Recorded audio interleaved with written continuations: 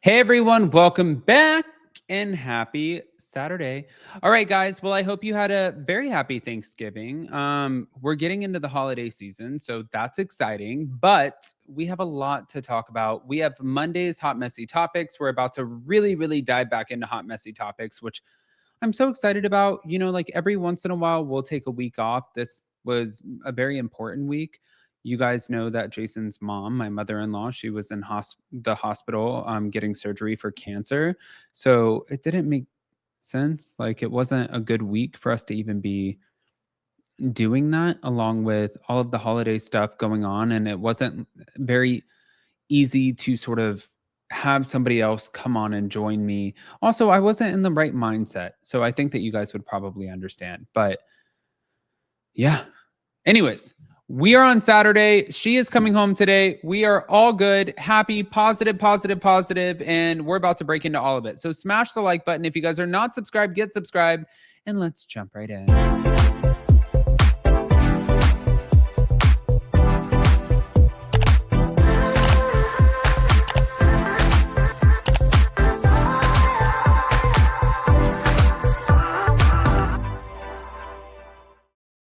All right, guys. So we first have to start with Ariana Madix. Wait, what?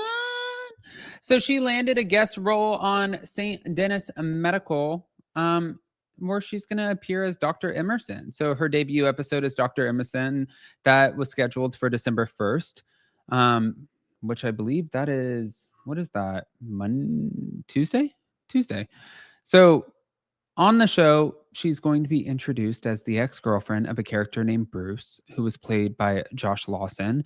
And their backstory involves like a breakup rooted in a lot of emotional unavailability, but a storyline that had a lot of awkward attempts at reconciliation. So the point is, she was on Vanderpump Rules.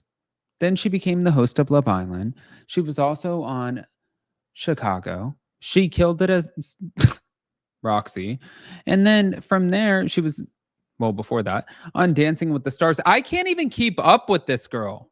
But clearly, this is a great career pivot for Ariana from reality TV fame to scripted drama. And you know what? We're living for every fucking second of it.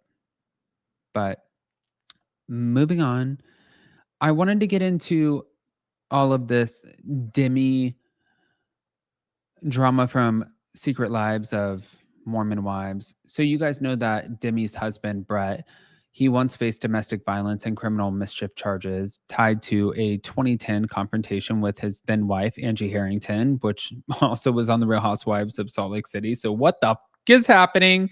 And according to police records, the incident stemmed from jealousy, where Brett allegedly checked Angie's phone, found texts from another man, got enraged, broke her cell phone. Angie called the police because she felt frightened. And by the time the cops arrived, Brett had left the house and gone to his sister's. So Brett admitted to breaking the phone during the police questioning. But though he admitted to the act, the charges were dropped after a plea deal, and he received a misdemeanor citation rather than a felony. So, as part of their divorce settlement, Brett was ordered to pay Angie $1,800 a month in child support for their two sons, plus another $1,000 a month.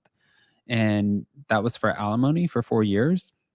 It's really not that much for what the situation was. Even though, yes, I know it's a lot of money, you guys. I know you don't have to rip me, but I'm saying in this situation, no.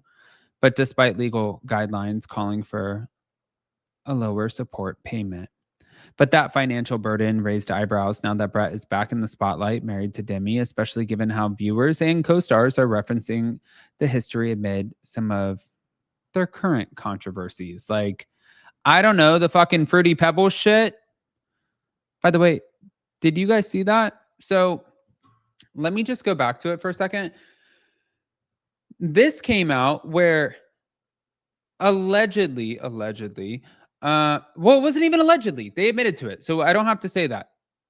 There was one incident where they were referring to a time where he sipped on her urine and he would codename it Fruity Pebbles.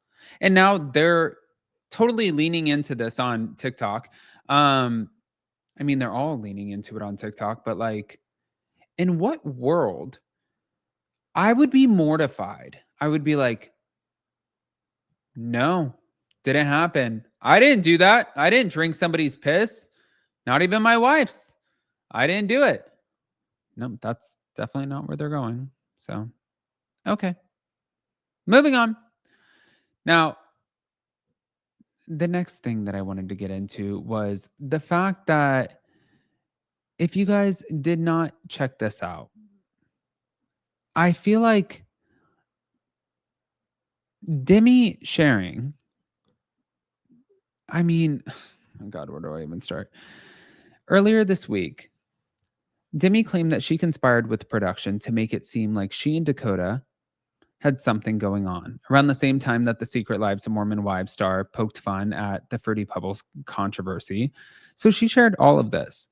And of course, it was Jesse that alleged that Demi's husband drank her urine. And Demi did confirm that it happened once, but she slammed Jesse for exposing it publicly. But for several several years, Taylor Frankie Paul has been on and off with her ex Dakota, the father of her youngest child. And back in May, Michaela Matthews accused Demi of trying to stage an affair with Dakota to make a big finale for season 1. It was said, awkward that I now have to clarify and reveal just how produced the show is. That's what Demi wrote in a social media comment via the Mormon Wives Report on Instagram. Production sat us down after filming season 1, asking us for ideas for a big cliffhanger because the show was boring. And we all threw out a bunch of ideas. And one of mine was me saying that Dakota could meet up with me and get advice about him and Taylor, and someone could get footage of us talking in the car, making it seem like something was going on between us. So then at the top of season 2, it would be cleared up and that he was just there to get my advice about Taylor the same way that he did with Macy. And it really was not that deep or serious, but this is sort of a perfect example of the pylon tactic that these women use when someone is already down in the public eye. Well, I mean, it kind of seems like you're also leaning into it. So that's the part that I'm confused about. I exposing production, you guys, behind the scenes, this is such a no-no. Like, if you want to continue on being on a show, I'm sure that there is something in your contract that says that you cannot do that. And then also, too, it's starting to shape up, making you look like a little bit of a liability for the network. And then, of course, you have the guy from Vanderpump Villa, like Marciano. He's coming forward and he's like, "Hi, I'm on Vanderpump Villa, and this woman has completely lied on me, and I'm going to make sure she's never on TV again." Okay. I want to hear what you guys think, guys. Pop off in the comment section, please. Don't forget to hit that notification bell. If you're not subscribed, get subscribed. And oh, I know you guys are going to come in with the juice, so give me the squeeze. Here we go.